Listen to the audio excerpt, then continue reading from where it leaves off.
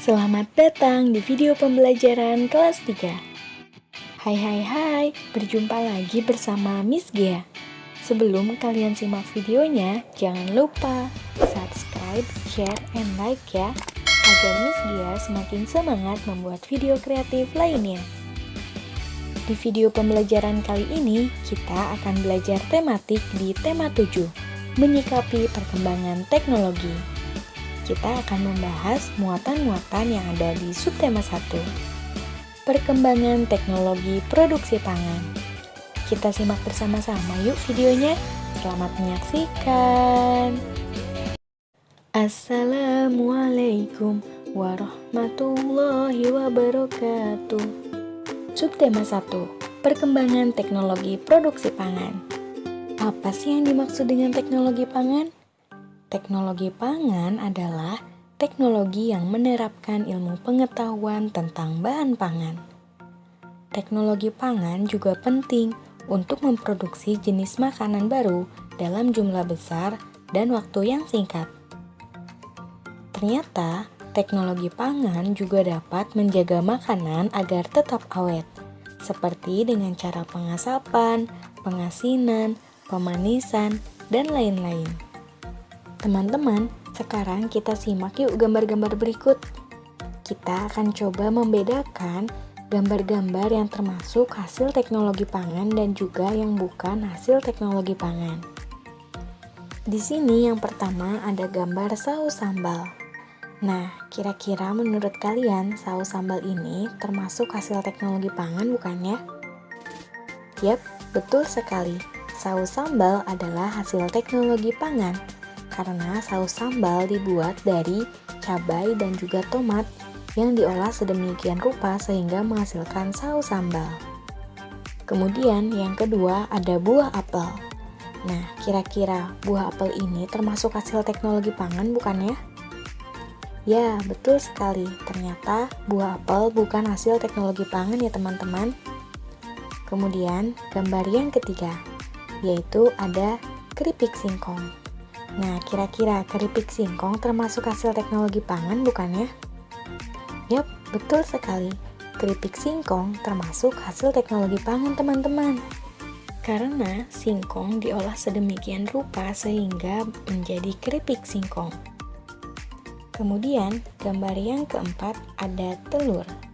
Nah, kira-kira telur termasuk hasil teknologi pangan bukan ya? Ya, ternyata telur bukan hasil teknologi pangan ya teman-teman. Teman-teman, kalian tahu tidak? Ternyata tempe merupakan hasil teknologi pangan. Nah, tempe berbahan dasar kacang kedelai. Yuk kita simak proses pembuatan tempe. Langkah yang pertama, cuci bersih kacang kedelai. Langkah yang kedua, rendam kacang kedelai selama 12-18 jam. Langkah yang ketiga, cuci kembali kacang kedelai sambil diremas hingga kulitnya terkelupas. Kemudian cara yang keempat, kukus atau rebuslah kacang kedelai. Cara yang kelima, kacang kedelai ditiriskan. Kemudian yang keenam, kacang kedelai ditaburi ragi dan dibungkus daun pisang.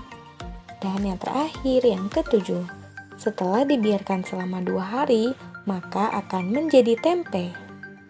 Teman-teman, ternyata teknologi pangan juga berfungsi untuk mengawetkan makanan. Contohnya adalah pembuatan ikan asin. Ikan bisa kita awetkan dengan cara dibuat ikan asin teman-teman. Yuk kita simak langkah-langkah membuat ikan asin. Langkah pertama yaitu memilih ikan segar. Kemudian ikan tersebut dicuci dan dibersihkan dari kotoran. Selanjutnya, ikan yang akan diolah ditaburi garam, lalu disusun secara berlapis-lapis. Setiap lapisan ikan diselingi lapisan garam. Nah, teman-teman, ternyata garam ini berfungsi untuk mengawetkan makanan ya. Tumpukan ikan dan garam tersebut ditutup dengan keranjang atau anyaman bambu. Kemudian dibiarkan selama beberapa hari untuk proses penggaraman. Selanjutnya, ikan dicuci dengan air bersih dan ditiriskan. Susun ikan di atas para penjemuran. Pada saat penjemuran, ikan sekali-kali dibalik agar cepat kering, dan jadilah ikan asin. Teman-teman, pernahkah kalian memakan tapai singkong? Ternyata tapai singkong juga termasuk hasil teknologi pangan. Tapai singkong terbuat dari singkong yang diberi ragi, kemudian didiamkan selama beberapa hari sehingga menghasilkan tapai singkong. Teman-teman, sekarang kita belajar yuk menentukan kalimat utama dari setiap paragraf. Biasanya kalimat utama itu terdapat di kalimat yang pertama dalam sebuah paragraf. Nah, kumpulan kalimat utama juga disebut dengan ringkasan. Baiklah, kali ini kita akan membahas muatan PKN, Pendidikan Kewarganegaraan. Teman-teman, seperti yang kita ketahui, setiap manusia memiliki perbedaan masing-masing. Memahami perbedaan kebiasaan atau kesukaan individu di rumah dapat mengembangkan sikap tenggang rasa, seperti yang terkandung dalam sila kedua Pancasila, yaitu kemanusiaan yang adil dan beradab. Apa sih yang dimaksud dengan kepribadian? Kepribadian adalah keseluruhan cara seseorang bereaksi dan berinteraksi dengan individu lain. Teman-teman, Indonesia adalah negara kepulauan. Di setiap pulau tinggal beragam suku bangsa. Ternyata Indonesia memiliki lebih dari 300 suku bangsa. Banyak sekali ya. Contohnya, di Jawa terdapat suku Jawa, Sunda, dan Madura. Di Kalimantan terdapat suku Dayak, Banjar, dan Melayu. Selain itu, di Sumatera ada suku Aceh, Batak, dan Melayu. Kemudian di Nusa Tenggara terdapat suku Sasak, Flores, dan Timor. Nah, teman-teman, setiap suku bangsa memiliki budaya dan adat istiadat yang berbeda, seperti bahasa, pakaian adat, makanan khas, dan kebiasaan.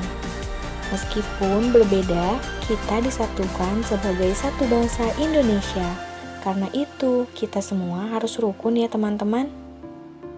Nah, ternyata setiap provinsi di Indonesia juga memiliki makanan khas yang beragam.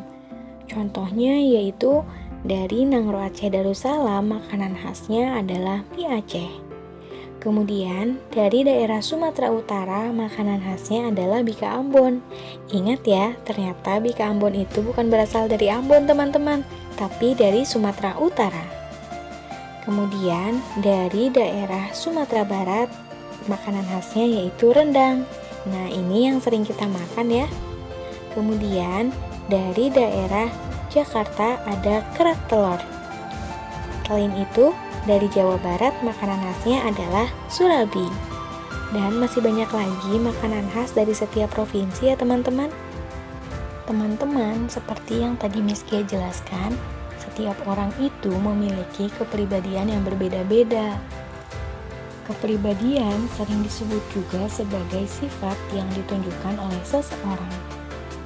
Sekarang kita simak yuk kepribadian yang sehat dan kepribadian yang tidak sehat.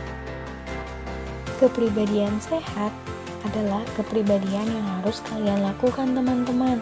Contohnya yaitu mampu menilai diri sendiri, mampu menilai prestasi yang diperoleh, menerima tanggung jawab, mandiri, dapat mengontrol emosi, memperhatikan tujuan, empati terhadap orang lain, bersosialisasi dengan lingkungan, memiliki filsafat hidup dan ideologi, dan juga mengejar kebahagiaan.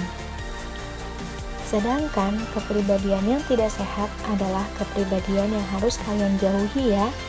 Contohnya yaitu mudah marah, menunjukkan kekhawatiran dan kecemasan, sering merasa tertekan, senang mengganggu orang lain, berperilaku menyimpang, suka berbohong, terlalu aktif, bersikap memusuhi, senang mengkritik atau mencemooh orang lain, kurang memiliki rasa tanggung jawab, kurang memiliki kesadaran untuk mentaati ajaran agama, tidak yakin menghadapi kehidupan, dan juga tidak bersemangat menjalani kehidupan. Baiklah, kali ini kita akan membahas muatan matematika. Materi kali ini kita akan membahas tentang menentukan luas dan volume dalam satuan tidak baku.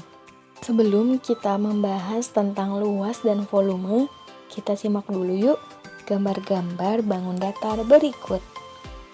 Nah, teman-teman, di sini ada gambar berbagai macam bangun datar. Contohnya ada bangun datar persegi, persegi panjang, segitiga, lingkaran, belah ketupat, trapesium, segitiga siku-siku, dan juga layang-layang. Teman-teman, bangun persegi panjang memiliki sisi panjang dan sisi pendek. Sisi yang panjang disebut dengan panjang atau kita singkat dengan P. Dan sisi yang pendek disebut dengan lebar atau kita singkat dengan L.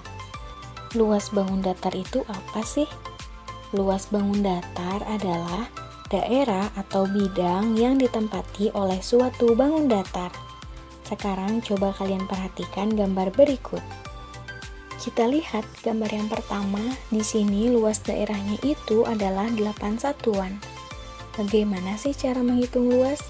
Caranya yaitu kalian tinggal hitung teman-teman. Persegi satuan yang berwarna kuning ini. Nah, jumlahnya itu ada 8 persegi satuan. Jadi luas daerahnya adalah 8 persegi satuan. Sekarang coba kalian simak gambar berikut. Nah, bagaimana kalau gambarnya seperti ini? Di sini ternyata gambarnya itu ada yang setengah ya teman-teman. Kalian perhatikan bentuk segitiga berwarna biru ini. Nah, cara menghitungnya yaitu jika bentuk persegi satuannya itu utuh, maka kita hitung 1. Jika gambar segitiganya itu kurang dari setengah, maka tidak kita hitung ya. Nah, jika bentuk segitiganya itu lebih dari setengah, maka kita hitung 1 ya teman-teman. Nah, jadi luas daerah bidang ini adalah 6 satuan.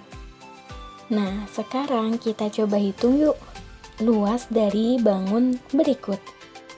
Nah, di sini langkah yang pertama kalian hitung dulu ya teman-teman persegi satuan yang utuhnya. Yuk kita hitung 1, 2, 3, 4, 5, 6, 7, 8, 9, 10, 11, 12. Sekarang kita hitung gambar yang tidak utuhnya nih teman-teman. Nah, kita lihat di sini. Ini bentuknya lebih dari setengah ya, maka kita hitung 1. Kemudian ini juga lebih dari setengah, berarti kita hitung 1 juga ya. Nah, sedangkan yang ini dan yang ini itu kurang dari setengah teman-teman, maka tidak kita hitung ya. Oke, berarti tinggal kita jumlahkan. Tadi luas persegi satuan utuhnya itu ada 12. Sekarang kita jumlahkan 12, 13, 14. Berarti luasnya adalah 14 satuan. Teman-teman, sekarang kita belajar menentukan volume. Coba kalian perhatikan gambar berikut. Kita akan coba menentukan volume yang lebih banyak. Kita coba urutkan ya, mulai dari volume yang terbanyak dan yang paling sedikit. Nah, ini ya teman-teman, volume yang lebih banyak, karena dilihat dari ukurannya pun dia lebih besar karungnya. Berarti ini urutan yang pertama ya. Kemudian yang kedua adalah gambar ini ya teman-teman. Ini yang ketiga dan ini yang keempat. Cara menentukan volume benda yaitu tinggal kalian lihat dari bentuknya teman-teman. Biasanya kalau bentuknya besar, volumenya pun akan lebih banyak. Teman-teman, sekarang kita coba belajar mengamati volume bangun ruang. Teman-teman, ternyata bangun ruang memiliki volume. Jumlah benda satuan yang dapat diisikan ke dalam benda ruang disebut juga dengan volume. Benda satuan itu memiliki ukuran 1 kubus satuan. Coba kalian perhatikan gambar kubus tersebut. Kubus itu memiliki panjang rusuk 1 satuan. Oleh karena itu, kubus itu dinamakan kubus satuan. Nah, teman-teman, coba kalian perhatikan gambar berikut. Kira-kira ada berapa kubus satuan ya pada gambar tersebut? Nah, cara menjawabnya yaitu, teman-teman, untuk mempermudah kita dalam menghitungnya, kita harus tahu dulu. Ini disebut dengan panjang. Ini disebut dengan lebar. Dan ini disebut dengan tinggi. Ingat ya. Nah, cara menentukan volume dari gambar tersebut yaitu kalian hitung teman-teman berapa kubus yang ada pada panjang, lebar, dan tinggi. Sekarang kita lihat. Panjangnya ini adalah 2 kubus satuan. Kemudian lebarnya ada 2 kubus satuan. Tingginya pun ada 2 kubus satuan. Maka jika kita hitung menjadi 2 kali 2 kali 2. 2 kali 2 sama dengan 4. 4 kali 2 sama dengan 8. Jadi hasilnya adalah 8 kubus satuan. Ingat ya teman-teman, kuncinya dalam mencari volume itu adalah rusuk kali rusuk kali rusuk. Atau kita sebut juga panjang kali lebar kali tinggi. Sekarang coba kita perhatikan gambar berikut. Nah, bagaimana kalau gambarnya seperti ini? Ada beberapa bagian kubus satuan yang hilang ya teman-teman. Nah, caranya sama seperti tadi ya. Kita hitung dulu berapa kubus satuan pada panjang, lebar, dan tingginya ya. Sekarang kita hitung kubus satuan yang panjang ya. Nah, kita hitung 1, 2, 3, 4. Nah, walaupun di sini hilang, kita anggap saja ini ada ya teman-teman untuk menghitungnya. Berarti panjangnya ada 4 kubus satuan. Kemudian lebarnya ada 1, 2, 3, 4. Nah, yang ini pun walaupun di sini tidak ada, kita anggap saja ada ya teman-teman. Jadi lebarnya adalah 4 kubus satuan. Sekarang tingginya ada berapa ya? 1, 2. Tingginya ada 2 kubus satuan. Nah, ingat tadi caranya. Caranya yaitu panjang kali lebar kali tinggi. Sekarang kita kalikan ya. 4 kali 4 kali 2. 4 kali 4 sama dengan 16. 16 kali 2 sama dengan 32. Nah, sudah selesai belum sampai sini? Belum ya? Kita harus kurangi dulu teman-teman. Karena di sini ada kubus satuan yang hilang, maka harus kita kurangi ya. Kita lihat, di sini kubus satuan yang hilangnya itu ada 1, 2, 3. Ada 3 kubus satuan yang hilang. Berarti 32 tadi kita kurangi 3 ya teman-teman. 32 dikurang 3 sama dengan 29. Jadi volumenya yaitu 29 kubus satuan. Baiklah, kali ini kita akan membahas muatan SBDP, Seni Budaya dan Prakarya. Materi kali ini kita akan mengetahui bentuk dan variasi pola irama dalam lagu. Teman-teman, dalam sebuah lagu, simbol nada disebut dengan notasi. Notasi angka adalah notasi yang ditulis menggunakan simbol angka-angka. Notasi angka terdiri atas angka 1, 2, 3, 4, 5, 6, 7.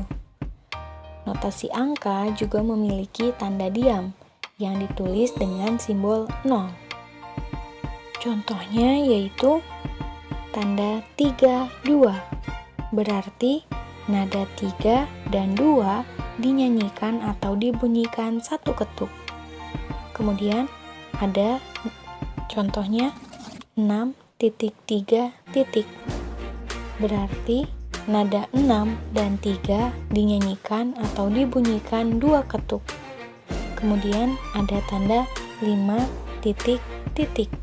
Berarti nada 5 dinyanyikan atau dibunyikan 3 ketuk. Jadi tanda titik ini mewakili satu ketuk ya teman-teman. Coba kalian perhatikan, tadi 6.3. Berarti nada 6 dan 3 dinyanyikan atau dibunyikan 2 ketuk ya, 1, 2. Kemudian tanda 5 titik-titik. Ingat, satu titik itu mewakili satu ketukan.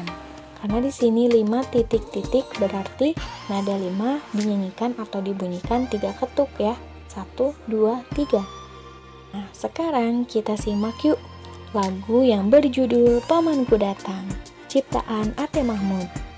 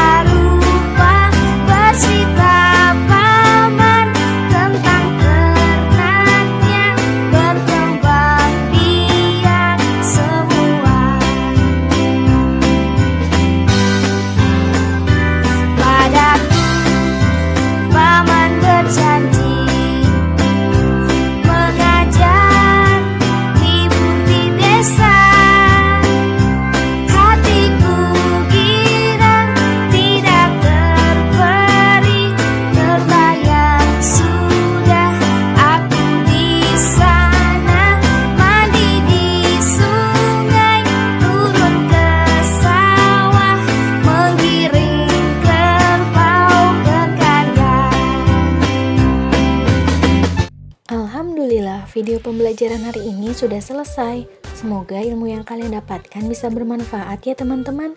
Terima kasih sudah menyaksikan video pembelajaran hari ini. Sampai jumpa di video pembelajaran selanjutnya. Tetap semangat ya belajar dari rumahnya dan juga jaga kesehatan. Wassalamualaikum warahmatullahi wabarakatuh.